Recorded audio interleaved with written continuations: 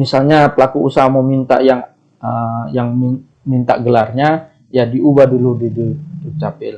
Ya, setelah itu ke pemilik manfaat yang paling atas, kolom paling atas, saya mengerti dan memahami itu wajib untuk dicentang. Begitu kita mencentang itu ada dua kolom, kolom kuning sama kolom ya. Kolom yang kuning ada dua centangan, kolom yang biru ada satu.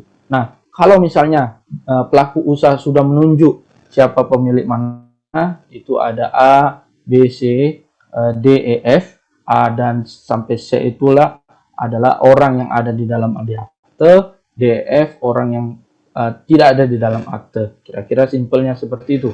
Oke. Yang kalau kita mencentang yang kuning, ya berarti kita harus tambah data, memasukkan nama orang, siapa penerima manfaatnya. Kalau bisa data itu dari mereka, jangan kita yang menentukan ya, dari mereka. Mereka buat surat pernyataan. Kalau misalnya yang kita tentang dulu saja, maka tidak perlu kita mengisi data orang itu, ya. Tidak perlu kita mengisi data orang itu, tapi kita perlu punya pernyataan bahwa surat pernyataan kesediaan kooperasi untuk menyampaikan informasi pemilik manfaat, di mana dia sampaikan di menu AHU tadi yang pemilik manfaat. Di situ mereka harus daftar dan masukkan ya, masukkan siapa pemilik manfaatnya, begitu ya. Setelah itu kita kita simpan dan kita lanjutkan dan upload akte. Tentu Bapak Ibu rekan-rekan sudah tahu ya ini. Nah, sekarang sesuai dengan materi, apa kaitan inputan data di SHBH pada sistem OSS RBA atau tanggung jawab notaris itu sejauh mana sih di RBA? Karena mengingat bahwa OSS RBA itu adalah tanggung jawab dari pelaku usaha, murni tanggung jawab pelaku usaha, bukan tanggung jawabnya notaris yang ada di OSS RBA. Tapi apabila data legalisasinya pada step yang pertama tidak sesuai dengan akte, tidak sesuai dengan sebenarnya, maka itu menjadi tanggung jawab notaris. Kalau dulu di OSS 1.1 ada tulisannya, kalau tidak sesuai dengan data yang sebenarnya, hubungi notaris Anda, begitu ya, di OSS 1.1. Nah, itu apa-apa saja yang menjadi tanggung jawab notaris. Nama perseroan. Nah, nama perseroan, misalnya sinergi yang dipesan, ya harusnya Y, pakai Y, ditulisnya I. Nah, itu tanggung jawabnya, ya, tanggung jawab kita sebagai yang pesannya. Kedudukan perseroan, ya, kedudukan perseroan, meskipun hampir-hampir tidak mungkin ada kesalahan di sini ya, nama perseroan dan kedudukan perseroan sama modal ya, yang tadinya harusnya modal dasar 1M ditempatkan 1M, di sini modal dasarnya 1M yang ditempatkan 500 juta gitu ya, enggak pas ya. Itu murni kesalahan yang ada di SHBH, itu tanggung jawab kita. Nama pemegang saham yang paling banyak keliru di sini ya, nama pemegang saham, misalnya dia namanya Ana ya, N-nya 1, kita tulis masukin N-nya 2 ya. Ahmad harusnya pakai D, pakai T ya, macam-macam lah. Atau enggak NIK-nya pemegang saham atau direksi, nolnya misalnya 3 aja kita ketik 4. Nah, biasanya salah-salah itu di nama ya, nama yang mestinya double N harusnya kita ketik N-nya 1, atau di NIK atau di nomor NPWP. Biasanya salahnya di situ. Nah, itu kalau ada kesalahan di situ, murni yang salah adalah yang input SHBH. Siapa yang input SHBH? Siapa lagi kalau tidak dari kantor notaris, karena hanya notaris yang punya login dan password SHBH. Setelah itu maksud dan tujuan. Nah, maksud dan tujuan sama juga. Kalau misalnya di akte ada 10 KBLI, ya di SHBH mesti harus juga ada 10 ya, ada 10. Jangan sampai di salinan ada, di SHBH-nya tidak ada. Itu sering terjadi ya. Jadi di aktenya ada, tidak dikasih masuk ke SHBH. Bukan berarti salinan kita betul, di inputan SABH itu betul, bukan berarti begitu, karena masih ada lagi kita manual. Jadi salinan kita lihat, kita input. Bisa saja salah input. Nah, hal-hal itulah yang menjadi murni menjadi tanggung jawab notaris. Kalau misalnya ada kekeliruan nama, modal, maksud tujuan, kedudukan, perseroan, dan alamatnya perseroan, itu murni menjadi tanggung jawab notaris. Selebihnya untuk mengeluarkan izin bukan tanggung jawabnya notaris ya, bukan tanggung jawab notaris. Hanya data-data legalitasnya saja itu menjadi tanggung jawabnya notaris jika ada perbedaan. Nah, di sistem OSS, bagaimana cara penarikan data legalisasi ya, data legalitas pendirian dan perubahan PT di sistem OSS RBA-nya. Nah, setelah kita membuat akte pendirian ya, setelah kita membuat akte pendirian dan perubahan, bagaimana caranya kita masuk ke menu OSS RBA. Nah, nanti kita praktek. Sekarang pemahaman dulu ya. Nah, kalau untuk pendirian, setelah membuat akte ya, tentunya akte pendirian dan telah mendapatkan SK. Kita kunjungi ke web oss.go.id ya, karena ada juga yang masih tanya, Pak, untuk tampilan menu OSS itu kita masuk kemana, apa yang kita klik.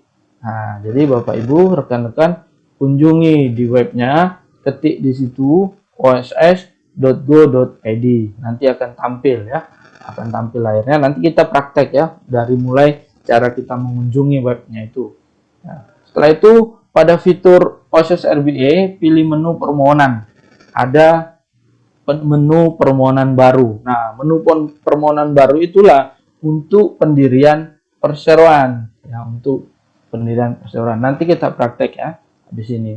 Setelah di menu itu ya, kita hanya mengisi data-data perseroan. Kita pasti bisa ya, karena bahasanya bahasa Indonesia ya. Kita harus ada data perseroan tersebut, kita harus ada data PT tersebut, dan pastikan PT ini sudah terbit NPWP-nya. Biasanya kalau PT NPWP tersistem ya, terbit. Ada juga error. Nah, kalau misalnya error berarti kita buatkan NPWP-nya dulu secara online, tidak perlu kita datang ke KPP ya, secara online terbitkan dulu NPWP-nya, tunggu beberapa setengah jam atau 1 jam baru kita masuk ke OSS. Karena kalau baru terbit 10 menit kita coba, 20 menit biasanya di sistem belum terbaca ya, ditunggu dulu. Itu untuk ya, untuk pendirian. Nanti kita lihat fiturnya dalamnya. Untuk perubahan perseroan ya, tentu setelah kita membuat akte dan mendapatkan SK Menteri, sama kita juga kunjungi oss.go.id ya. Di dalam fitur OSS RBA ada menu perubahan ya, ada menu perubahan, kita klik itu menu perubahan ya, ada tulisannya di situ perubahan, kita klik perubahan, nanti ada keluar 2. Setelah kita klik perubahan ada keluar 2 lagi turunannya, perubahan badan usaha sama perubahan data usaha. Jadi kita mengklik perubahan badan usaha, artinya apa? Yang perubahan badan usaha itu adalah data-data yang ada atau yang diinput oleh notaris di sistem SABH ya. Jadi disitulah OSS akan atau kita melihat inputan dari notaris terakhir. Apa sih yang diinput ini? Apa agendanya? Mesti tahu agendanya ya. Mesti tahu agendanya. Jadi kalau kita misalnya bukan kita yang membuat, kita harus tahu. Tanya ke pelaku usaha, kemarin buat agendanya tentang apa gitu ya. Karena yang membaca tahu agenda itu tentang apa hanya notaris. Ya. Ada juga yang tidak bisa membaca itu agendanya tentang apa ya. Hanya notaris. Jadi karena di situ begitu kita klik perubahan badan usaha akan keluar ada 4 turunan. Yang pertama paling atas adalah perubahan profil ya. Kedua adalah modal, kalau ada perubahan modal. Yang ketiga adalah pemegang saham, kalau ada perubahan direktur dan perubahan komisaris. Yang keempat adalah perubahan maksud dan tujuan. Nah, agendanya apa waktu perubahan terakhir itu? Kalau misalnya agendanya tentang modal atau maksud dan tujuan, berarti kita klik aja maksud dan tujuan. Jangan sampai tidak diklik, ya. Harus diklik biar kita bisa menarik data notaris yang terakhir. Kalau tidak diklik maksud dan tujuan itu, maka maksud dan tujuan yang terakhir tidak tertarik. Ya, ya lagi tidak tertarik. Nanti kita lihat juga ya, kita praktek habis ini ya. Setelah itu pilih perubahan sesuai dengan agenda perubahan persero ya. Jadi kita klik, misalnya dia perubahannya tentang modal dan maksud dan tujuan, kita klik aja itu. Habis itu kita save ya, kita save. Nanti akan berubah. Jadi data maksud dan tujuan yang terakhir itu sudah tertarik. Simpel ya, lebih simpel daripada 1.1 ya. Selanjutnya kita ke OSS ini ya. Mulai sudah ke OSS. Tadi AHU ya, seperti itulah di AHU. Setelah itu kita masuk ke OSS-nya. Nah, di OSS ini yang perlu kita ketahui adalah berdasarkan peraturan pemerintah nomor 5 tahun 2001 terdapat 1.702 kegiatan usaha yang terdiri atas 1.349 KBLI yang sudah diimplementasikan dalam sistem OSS berbasis resiko. Maksudnya ada 1.349 KBLI yang sudah ditanamkan izinnya, yang sudah ditanamkan wewenangnya kepada siapa di dalam sistem OSS RBA. Namun masih ada ternyata 353. Jadi ada 353 yang KBLI yang belum diatur dalam PP 5 tahun 2001 ya. Jadi janjinya akan diterapkan dalam sistem OSS RBA selambat-lambatnya akhir Agustus. Jadi selambat-lambatnya akhir Agustus ini. Ada 353 KBLI yang belum diatur. Jadi kalau Bapak Ibu, rekan-rekan yang sudah mencoba-coba untuk mengerjakan, ya ada misalnya begitu kita masukin KBLI-nya dan itu tidak bisa lanjut, biasanya merah. Ada tulisannya belum diatur. Mungkin KBLI yang kita mau ajukan prosesnya itu masuk ke dalam 350 KBLI yang belum diatur ya. Jadi ada 353 KBLI yang belum diatur. Nanti saya sudah sharekan kepada panitia yang ada pengumumannya yang belum diatur apa-apa saja ya. Itu pengumuman resmi dari BKPM. Selanjutnya perbedaan ya. Ini perbedaan OSS 1.1 dan OSS RBA ya. Perbedaan yang pertama, kepastian standar ya, kepastian standar. Di OSS 1.1 belum terdapat standar perizinan baru berusaha dari kementerian atau lembaga terkait dan daerah. Jadi belum ada standar perizinannya. Kadang-kadang di OSS bunyinya apa ya, di sana izinnya bunyinya apa. Apalagi yang JPT. Kenapa di OSS terbitnya adalah perairan gitu ya, padahal dia di darat ya. Jadi ada ketidakpastian masih ya di OSS 1.1 standarnya ya. Kalau di OSS RBA ada yang namanya NSPK. Jadi kalau ada undang-undang berdasarkan NSPK. Kemarin pembukaan Presiden sudah menyebutkan berdasarkan NSPK. Cuma tidak menyebutkan panjangnya. Yaitu maksudnya norma, standar, prosedur, dan kriteria. Ya. Perizinan berusaha berbasis risiko pada sistem sektor akan digunakan acuan tunggal dalam perizinan berusaha. Jadi setiap KBLI itu setiap KBLI yang kita input itu nanti dilihat masuk ke tingkat resikonya apa gitu ya, berdasarkan sektornya, berdasarkan KBLI yang kita pilih. Nanti kita praktek cara melihat kabel yang kita pilih itu masuk ke resiko apa. Kemudahan, bagaimana dengan kemudahan? Di OSS 1.1 perizinan berusaha berdasarkan kegiatan usaha. Ya, berdasarkan kegiatan usaha. Kalau kegiatan usahanya perdagangan, terbit SIUP. Kalau misalnya industri, terbit UI, izin usaha industri. Kalau misalnya pariwisata, catering, terbit TDUP. Ya. TDUP, kalau misalnya ada konstruksi dan konsultan, terbit IUJK. Jadi berdasarkan kegiatan usaha. Nah, di OSS RBA sudah tidak ada lagi.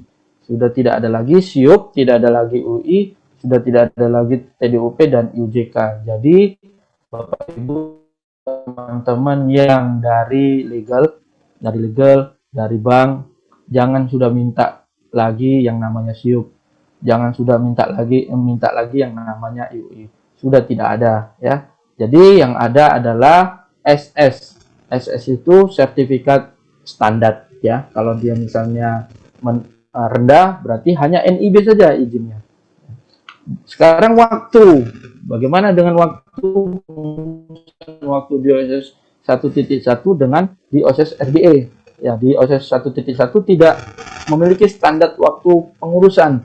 Jadi kita tidak tahu berapa lama pengurusan itu selesai, berapa lama izin kita tidak selesai. Tidak ada standarnya, ya, tidak ada standarnya. Nah, di OSS RBA setiap jenis permohonan perizinan memiliki standar waktu yang jelas. Nanti kita lihat habis ini, kita lihat berapa waktunya yang harus diselesaikan sama mereka. Begitu kita ajukan permohonan, nanti akan tampil di sistemnya kementerian, yang misalnya industri, di sistemnya industri. Nah, itu ada waktunya buat mereka untuk menyetujui atau menolak berkas dari pelaku usaha. Misalnya waktunya 15 hari. Berarti waktu mereka hanya 15 hari. Kalau tidak sampai selesai, maka izinnya, SS-nya akan terbit secara otomatis dengan berlaku efektif. Kalau sekarang namanya terverifikasi, otomatis secara sistemnya. Jadi mereka dikasih waktu. Sekarang pembiayaan, bagaimana dengan biaya?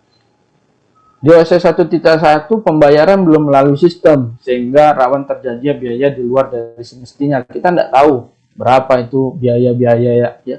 Ternyata untuk mengefektifkan dulu juga masih ada biaya-biaya yang tidak terduga, ya. Tidak jelas biayanya. Nah, di OSS RBA semua biaya dibayarkan melalui sistem berdasarkan PNBP atau ada retribusi daerah. Sama seperti kita mau cetak SK di AHU, ya, harus bayar dulu, ya, baru kita bisa mencetak SK atau membuat SK. Jelas berapa tagihannya, ya, semua base system.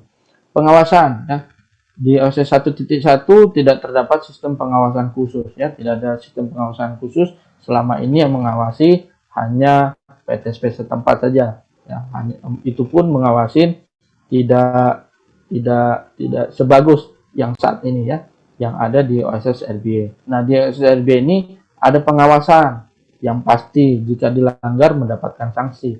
Apa bentuk pengawasannya? Salah satunya adalah pelaporan LKPM, ya. Jadi ada wajib untuk laporan LKPM, ya. Setelah itu terintegrasi, ya. Perizinan harus dilakukan secara manual. Kita masih datang ke PTSP provinsi, masih datang ke PTSP setempat, ya, atau datang ke kementerian, lembaga atau pemerintahan daerah. Ya, kalau dia ada asosiasi, kita mesti datang dulu ke asosiasinya. Nah, yang ini 16 sektor. Saat ini masih 16 sektor.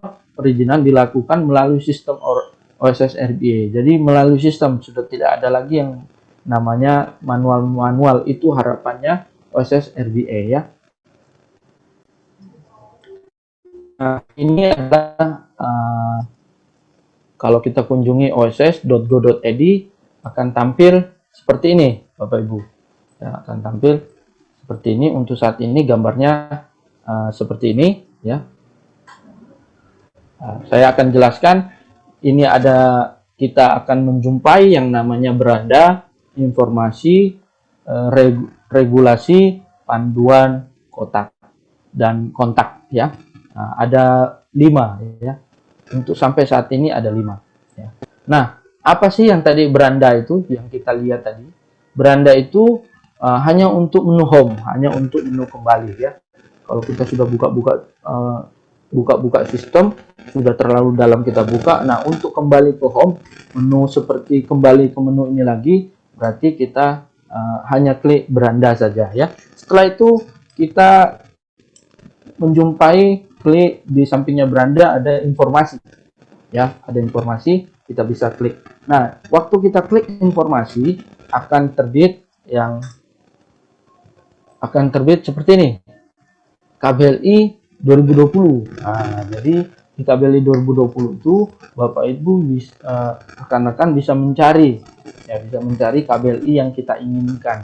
Plus mencari KBLI yang kita inginkan itu masuk resiko apa. Ya, nanti kita praktek habis ini ya, melihat. Setelah itu BUPM. BUPM ini untuk apa? BUPM ini untuk mencari biasanya untuk PMA ya, yang dulu adalah DNI, namanya Daftar Negatif Investasi, yang diatur di PP nomor 44 tahun 2016 ya, sekarang diganti Perpres, maksud saya Perpres 10 tahun 2001 yang telah diganti 49 nomor tahun 2021 ya. Setelah itu ada informasi lokasi usaha. Informasi lokasi usaha, ada fasilitas usaha. Nanti kita buka fasilitas usaha ini biasanya untuk industri yang investasinya itu 500 miliar ya. Dia ada fasilitas pengurangan pajak penghasilan, ada di situ dengan syarat-syarat tertentu. Salah satunya investasinya minimal 500 miliar plus pegawainya paling tidak harus ada 300 orang ya.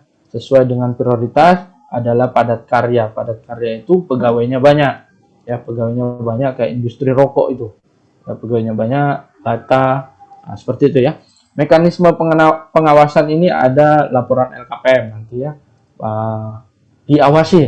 Jadi setiap kegiatan usaha itu, pelaku usaha itu diawasi ya. Sudah ada pengawasannya, ada pengaduan masyarakat, kita bisa klik ini tanya jawab, FAQ ini tanya jawab. Apa sih yang kita mau cari, seperti misalnya nanti kita prakteknya misalnya yayasan apakah perlu NIB. Nah, kita cari di situ ya. Setelah itu pengumuman, ini adalah pengumuman yang terupdate. Jadi kalau ada pengumuman dari BKPM, kita klik aja di sini. Sudah pasti ada. Karena kadang-kadang ada pengumuman di grup itu beredar, tapi begitu pengumuman di sini diklik tidak ada, berarti itu bukan pengumuman resmi dari BKPM. Itu saja kita mencari tahu ya, karena kalau ada pengumuman resmi sudah pasti ada duluan di sini di pengumuman dan di berita. Video ini tentang fitur video-video mereka ya, iklan-iklan mereka. Seperti inilah ya sosialisasi BKPM.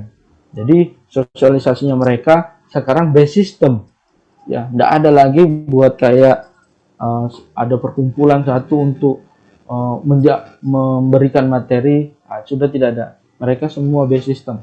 Nah, inilah sosialisasinya mereka ya, base system. Hanya saja dampak kurang baiknya kalau sistem, kita harus tahu sistemnya, cara bukanya. Kalau tidak tahu jadi masalah ya.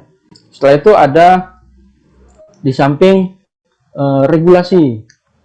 Regulasi ini mengenai peraturan-peraturan yang terkait tentang kegiatan usaha berbasis risiko. Semua peraturan ada di dalam ya. PP 11 tahun 2020, PP 5 tahun 2001, ya PP 6 tahun 2001, semua ada di dalam. Tinggal di-upload, tinggal di-download ya. Jadi kita bisa lihat, kita tinggal download. Nanti kita buka semua fitur-fiturnya. Panduan, di sini ada panduan untuk hak akses UMK dan non UMK. Jadi di panduan itu bisa nanti kita download ya, cara panduan-panduan ada di dalamnya. Setelah itu kontak, ini kontak untuk pengaduan ke mereka. Di dalamnya begitu kita buka link login, masuk ke dalam sistemnya ya, usernya kita masukin, nanti kita akan ketemu seperti ini ya. Seperti ini beranda ya, ada ada beranda, ada perizinan berusaha, laporan, fasilitas, pelacakan. Untuk sementara hanya ini saja dulu yang ada di dalam ya. Beranda itu tadi untuk kembali ke home sama, ada perizinan berusaha. Nah, ini tadi yang saya maksudkan. Di situ ada perizinan berusaha ya, perizinan berusaha, ada permohonan. Nah, permohonan ini yang untuk pendirian tadi. Jadi begitu kita buat pendirian PT, nah kita buka perizinan berusaha, permohonan kita klik. Nah, jadi permohonan inilah yang untuk tadi pendirian ya, pendirian PT. Kalau perubahan berarti kita satunya lagi, ya di satunya lagi ada perubahan yang badan untuk akte yang terakhir. Kalau sudah dikerjakan notaris, aktenya dengan agenda penyesuaian KBLI gitu ya, misalnya, berarti kita masuk ke perubahan badan ya. Kalau perubahan data usaha itu merubah yang tadinya misalnya kita tipe luasnya 100 meter persegi ternyata 150, kita mau berubah ke 150 ya. Nah, itu ada di data usaha. Alamat kelurahan kecamatan itu ada di data usaha. Setelah itu di perizinan berusaha di bawahnya ada pengembangan. Pengembangan ini untuk menambahkan KBLI ya, untuk menambahkan KBLI. Jadi misal kalau di akte ada 10 KBLI, di AHU ada 10 KBLI ya. Tiba-tiba hari ini kita menerbitkan 5 dulu. 5 dulu. Nah, kita masih ada 5 KBLI lagi.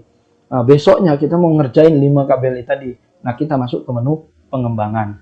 Itu pertama ya. Yang kedua, menu pengembangan ini untuk apa? Untuk misalnya saya di Kalimantan Timur ya dengan KBLI 12345 ya. 12345 tiba-tiba karena kegiatan usaha ini maju berjalan, saya mau buka ya, saya mau buka di daerah lain ya, di Jawa gitu ya. Nah, saya masukkan ke pengembangan. Yang satunya tadi sudah selesai di daerah Kaltim, sekarang mau buka atau kita sering sebut dengan istilah cabang. Kita buka cabang ke daerah lain, lokasi lain. Nah, itu bukanya di pengembangan dengan KBLI yang sama ya. Jadi tadi KBLI 12345 ada di Kutai Kartanegara, mau buka pengembangan di kota lain di Bandung gitu. Nah, buka di menu pengembangan KBLI-nya sama 12345, hanya saja lokasi usahanya berbeda, ada di Bandung ya. Jadi itulah menu pengembangan. Setelah itu ada di bawahnya yang namanya menu perluasan.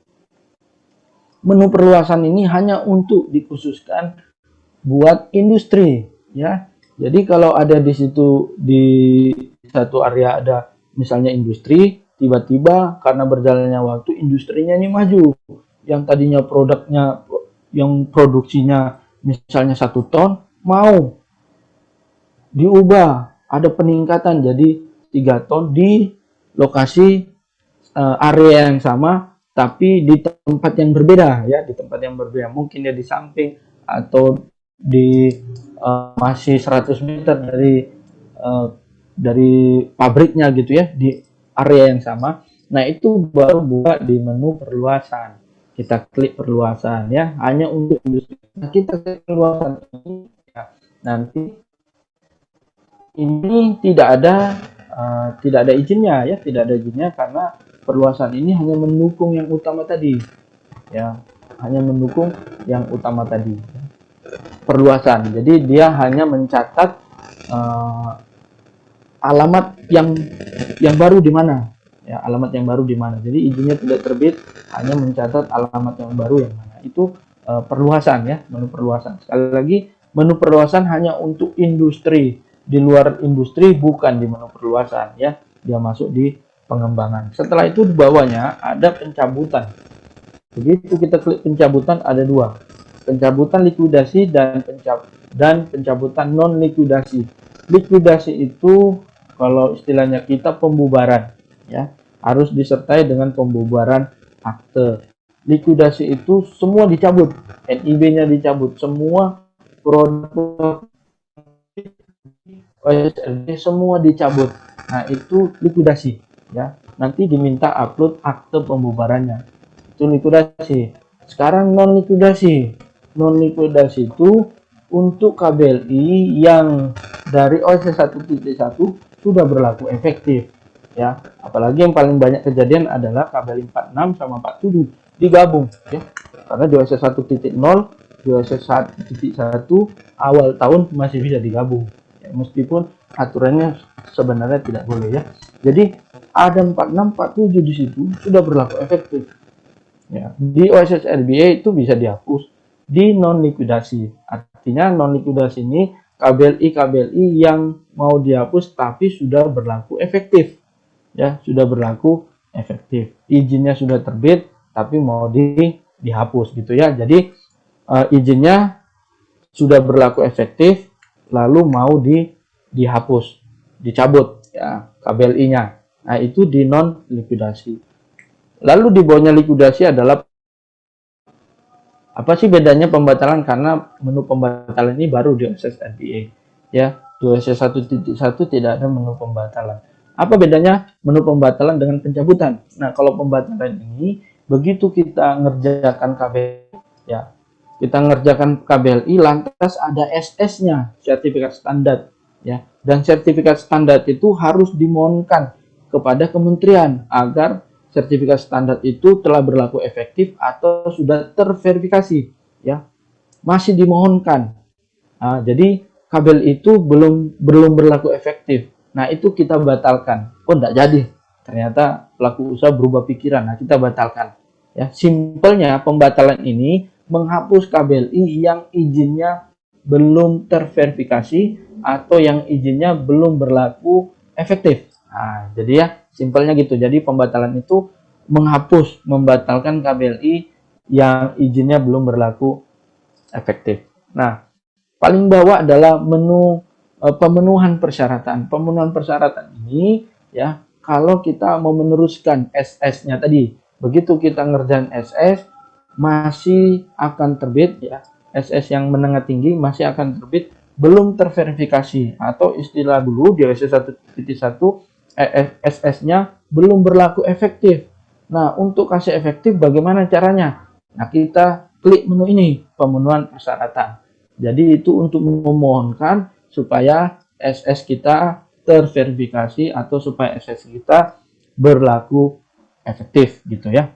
Lantas di fitur yang lainnya di sampingnya ada pelaporan LKPM. Jadi Bapak Ibu rekan-rekan yang baik dari kalangan notaris maupun dari kalangan pelaku usaha, diingat pelaporan LKPM ini wajib ya, wajib per 3 bulan untuk menengah dan besar ya. Jadi untuk pelaku usaha yang kategorinya skala usahanya menengah dan besar itu wajib laporan 6 bulan sekali ya. Nanti ada kita lihat 6 bulan sekali. Bagi usaha kecil yang skala usahanya modalnya 1 miliar sampai dengan 5 miliar itu dilaporkan 6 bulan sekali. Mikro yang 0 sampai 1 miliar tidak wajib. Nah, jadi mikro tidak wajib. Bagaimana kalau NIB-nya ada mikro, ada juga kecil? Karena juga di NIB bisa kadang-kadang ada yang kecil dan ada yang mikro. Berarti KBL yang mikro itu tidak wajib dilaporkan. KBL yang kecil itu dilaporkan. Jadi pelaporan LKPM ini bukan pelaporan tentang pendiriannya, bukan pelaporan tentang perseroannya, tetapi yang dilaporkan adalah per KBLI-nya ya, per KBLI-nya. Kalau dia mikro tidak perlu dilaporkan, kalau dia kecil sampai menengah dan besar itu dilaporkan. Fasilitas tax holiday yang seperti saya singgung tadi, tax holiday ini diberikan pemerintah untuk pelaku usaha, biasanya industri ya. Tentu ada persyaratannya.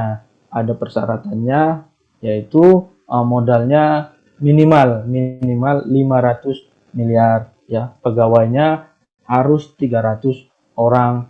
Ada pembukuan laba ruginya dari mereka. Ada pembukuan apa yang mau mereka kerjakan. Ada pembukuan alat-alat apa saja yang mereka pakai. Karena untuk mendapatkan fasilitas ini sesuai dengan peraturannya tidak boleh pakai alat yang sederhana, harus alat yang tinggi ya, seperti itu. Itu teks-teks yang ada atau yang diberikan pemerintah kepada pelaku usaha. Jadi kalau pelaku usaha masuk kategori itu dimohonkan. Tapi ingat, ketika kita tahu bahwa pelaku usaha ini ternyata dia perseroannya yang besar, ya perseroannya besar, industrinya besar, hati-hati di ahunya. Itu pilih jangan swasta nasional, tapi yang dipilih adalah PMDN fasilitas. Ini dampaknya. Jadi dampaknya ke situ, karena PMDN fasilitas itu berarti pelaku usaha memperoleh fasilitas. Yang mana fasilitasnya? Disinilah kaitannya, ya. Jadi kalau dia misalnya memohonkan fasilitas, jangan pilih yang swasta nasional, ya, karena swasta nasional hanya untuk umum. Setelah itu pelacakan, ya, pelacakan. Menu pelacakan, ya biasanya kalau sudah ada nanti dari OSS 1.1 yang kita sudah terbit NIB dan sudah terbit izin usaha, kita masuk ke menu pelacakan. Begitu kita klik menu pelacakan ini, akan kita melihat perizinan berusaha yang sudah terbit. Sampai di mana dia? Apakah sudah diproses atau belum? Apakah sudah disetujui atau belum? Nah, nanti kita bisa lihat di menu pelacakan, ya, di menu pelacakan. Nanti kita buka satu-satu menunya. Setelah itu ini pengertian, ya, pengertian. Nanti di bawahnya ada tabel NIB, sertifikat standar, izin, persetujuan lingkungan. KKPR ini pengganti izin lokasi, Bapak Ibu, ya. Ya, begitu kita masuk, nanti kita akan jumpai pengertian-pengertian ini, definisi-definisi ini, ya. Yang baru bagi kita adalah sertifikat standar, ya. Kalau NIB kita sudah tahu bahwa itu adalah bukti registrasi, pendaftaran, dan identitas bagi pelaku usaha dalam melaksanakan kegiatan usahanya. Ya, kalau dia risiko rendah, nanti dia hanya NIB saja. Nah, sertifikat standar ini adalah pernyataan dan atau bukti pemenuhan standar pelaksanaan kegiatan usaha. Sertifikat standar ada dua, ya, ada dua. Kalau menengah rendah akan mendapatkan sertifikat standar, tapi sertifikat standar yang langsung terverifikasi. Langsung terverifikasi ketika kita mencentang pernyataan. Pernyataan itu formatnya ada di dalam.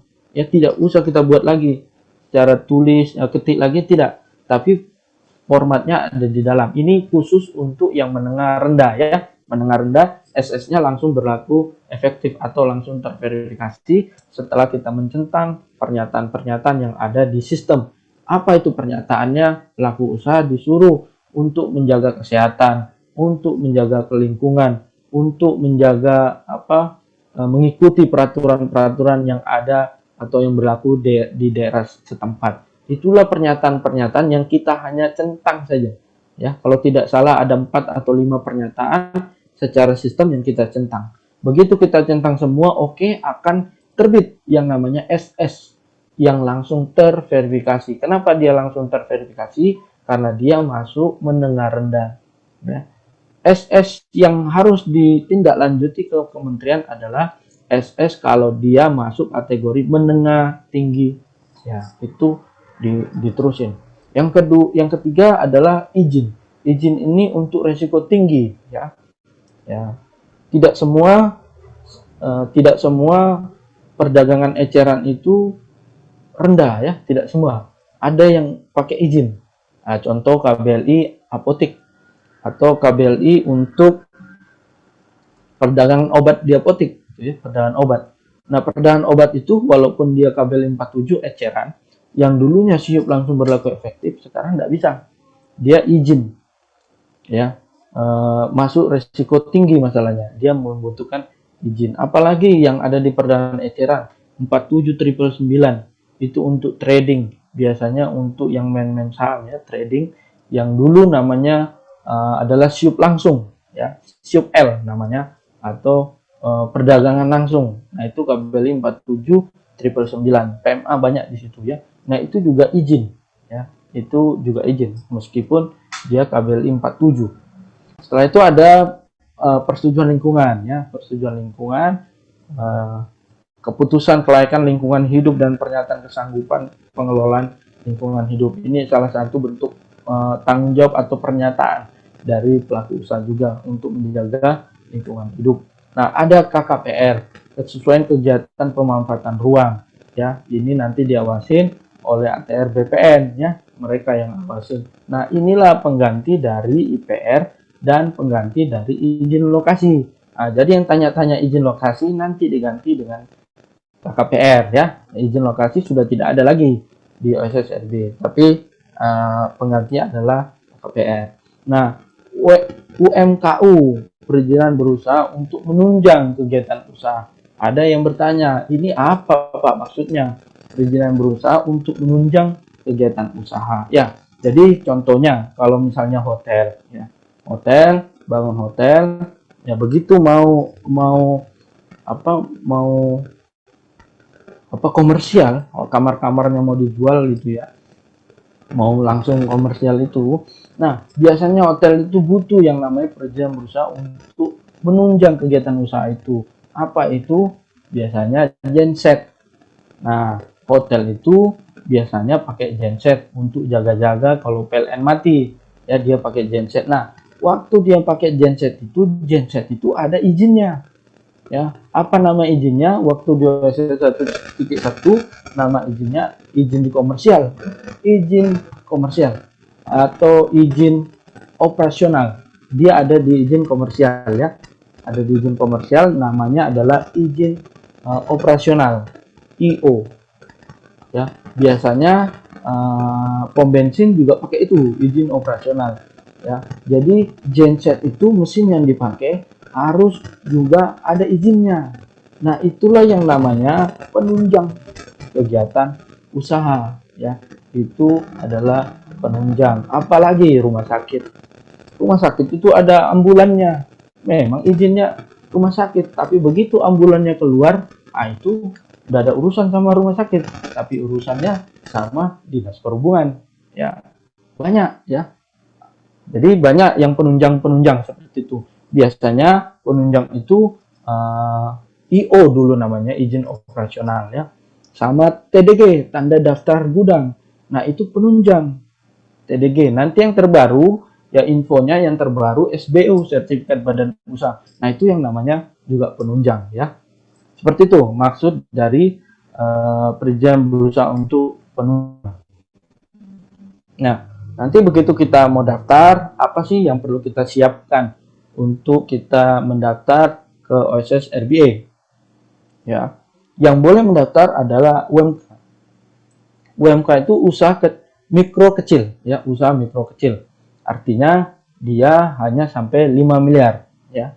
Yang di bawahnya non UMK menengah dan besar, ya.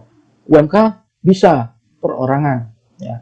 Bisa orang. Nah, biasanya UMK ini yang mau melakukan pinjam dana ke bank, KUR, yang kita tahu biasanya KUR gitu ya. Kalau KUR itu wajib ada NIB, ya, wajib ada NIB. Kalau tidak ada NIB, mereka tidak bisa pinjam. Nah, kenapa orang-orang bank itu? Nah, ini saya minta maaf ya bagi orang-orang banknya kalau hadir di sini. Banyak orang-orang bank itu belajar OSS, ya. Kemarin saya pernah BNI sama Mandiri ya, mau belajar OSS. Kenapa? Jadi pelaku-pelaku usaha yang KUR itu tidak bisa dipinjami dana karena tidak ada NIB. Nah, mereka lah yang terbitkan NIB.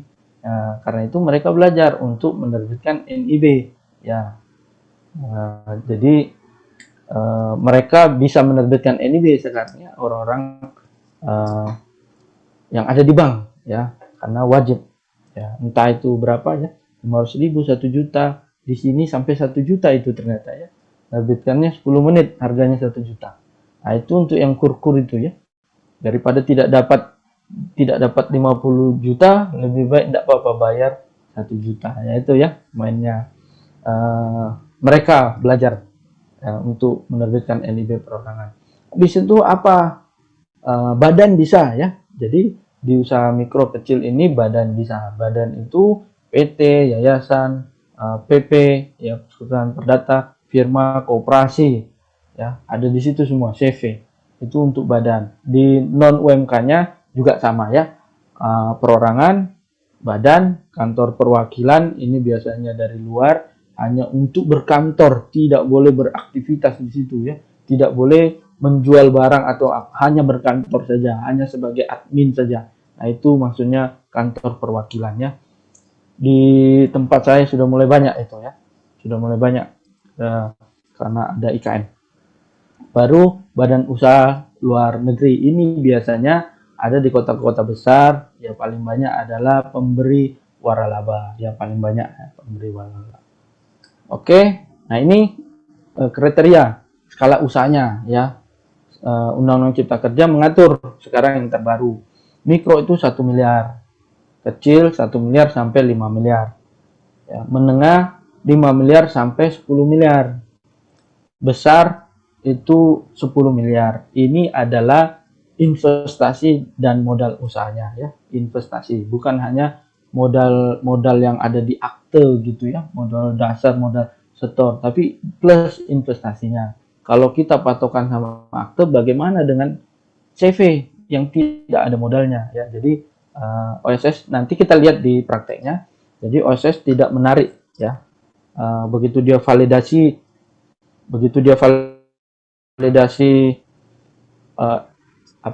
KBLI ya, memvalidasi modalnya, yaitu yang divalidasi adalah total dari investasi ya. Jadi tidak menarik data modal dasar atau modal store, tidak. Nanti kita lihat ya, biar lebih jelas. Nah ini kalau kita ada di tingkat risiko rendah ya, jadi kalau nanti kita pilih KBLI-nya ternyata risiko rendah. Nah risiko rendah itu hanya NIB saja, tidak membutuhkan verifikasi atau persetujuan dari kementerian, lembaga atau pemerintahan daerah, tidak perlu. Jadi dia langsung berlaku efektif atau terverifikasi, dia aja hanya NIB saja izinnya ya.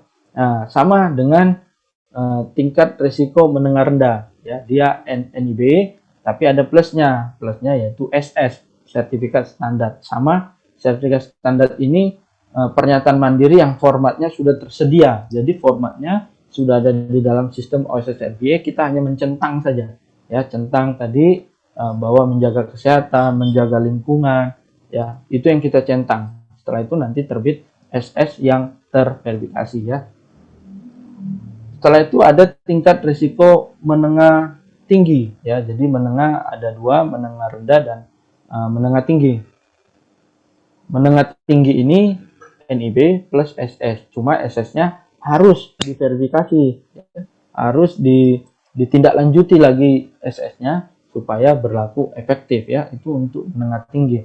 Setelah itu ada tingkat risiko tinggi. Nah tingkat risiko tinggi ini harus mendapatkan persetujuan dulu dari kementerian. Biasanya memang dia agak lama ya prosesnya, karena bergantung kegiatan usaha yang dia pilih, jadi harus ada izin dulu dari kementerian. Nah bedanya tingkat risiko tinggi ini, begitu kita mohonkan, kita tidak bisa melihat draftnya yang tampil, izin yang tampil itu apa, tidak bisa melihat karena dia risikonya tinggi. Tidak seperti dengan menengah tinggi, draftnya SS itu kita bisa lihat ya, kita bisa lihat draftnya bagaimana. Kalau yang tinggi itu tidak bisa, jadi jangan bilang bahwa kok tidak bisa dilihat ya, ini apakah error ya, memang begitu ya, dari aturannya memang begitu, khusus yang tinggi kita tidak bisa melihat draftnya ya.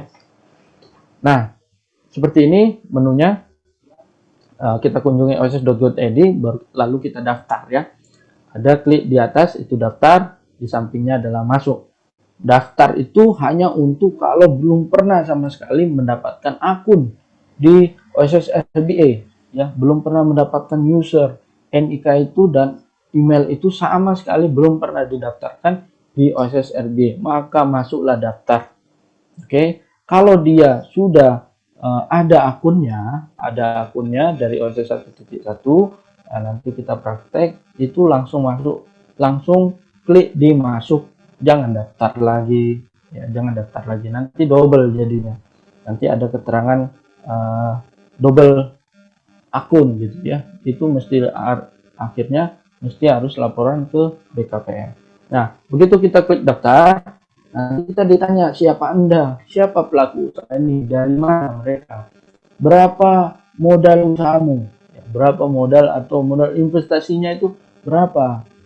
Saya ada 10 KBLI, 10 KBLI ya, 10 KBLI. Nah, dari 10 KBLI itu rencana investasinya berapa totalnya? Sama seperti OS 1.1 ini ya. Totalnya ada berapa? 10. Ada enggak nyampe 5 miliar?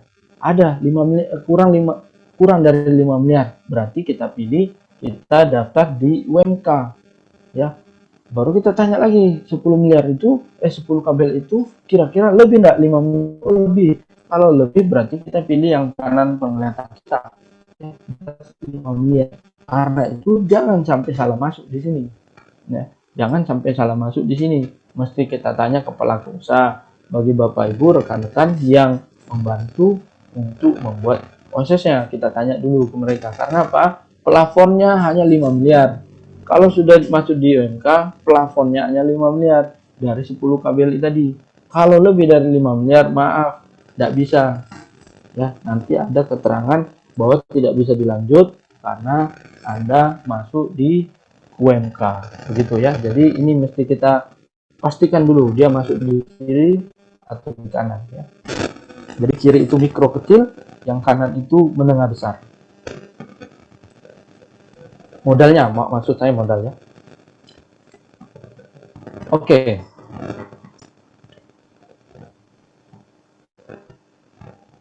Kita akan ke ini ya, ini untuk pendaftaran non UMK ya, pendaftaran badan, karena materi kita tentang badan, jadi ini pendaftaran badan ya. Nanti kita lihat prakteknya ya.